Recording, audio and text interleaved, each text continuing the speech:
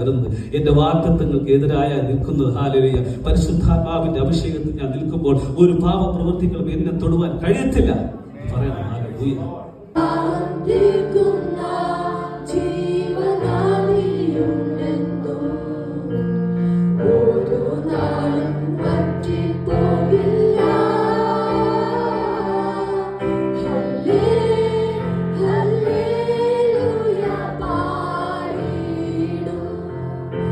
ഞങ്ങൾ കർത്താവെ സഹായകമായി കടന്നു വന്ന സമയം മുതൽ കർത്താവെ ഹല്ലേലൂയ ദൈവസാന്നിധ്യത്തിന് കീഴിലായിരിക്കാൻ ഞങ്ങളെ അങ്ങിടയാക്കി.